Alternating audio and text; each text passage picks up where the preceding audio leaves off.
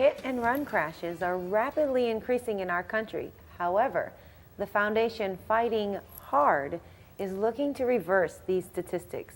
Here to tell us more is Executive Director Tiffanie Stanfield. Hello. Hi, Tiffanie. Your life changed in an instant one day. It did. April 12, 2016. Can you tell me about that day? April 12, 2016 is my mother's birthday, which supposedly was supposed to be a very exciting day, right?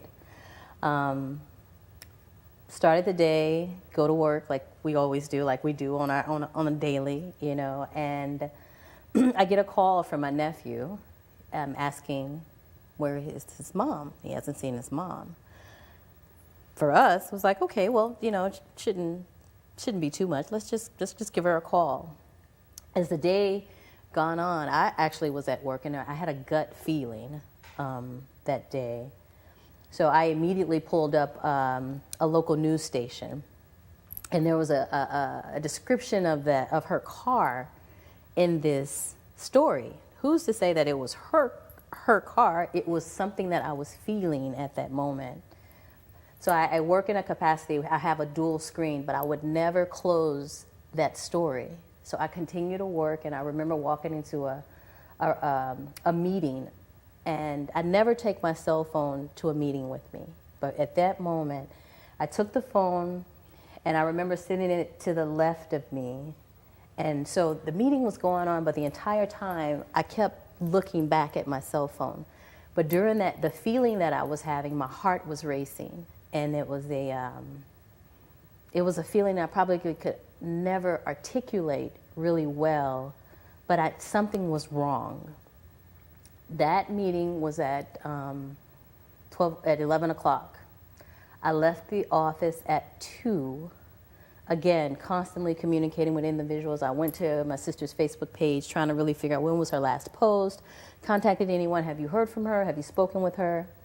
So I reached out to a friend of mine. I was like, how is it that I don't know where to start. I don't know who to call. I don't know do you call the police? I mean, what happens during this moment?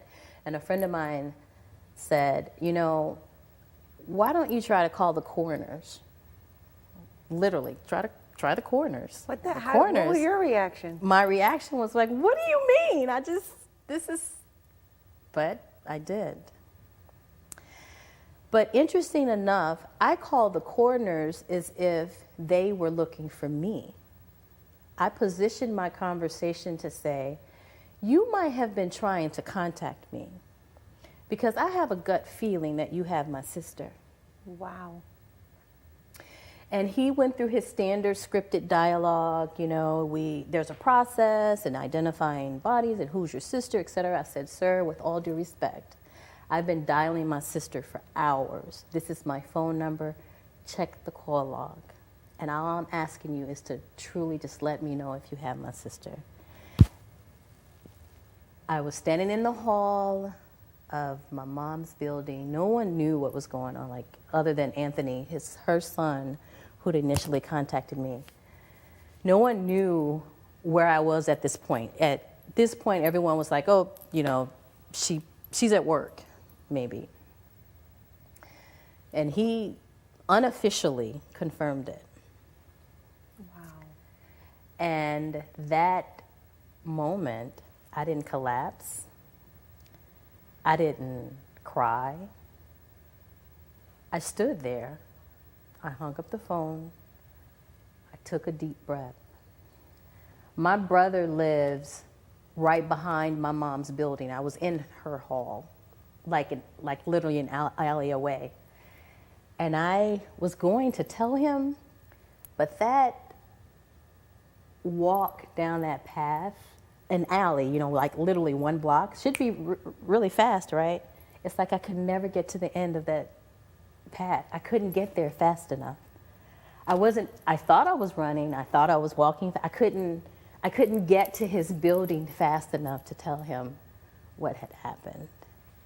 So that day, drastically,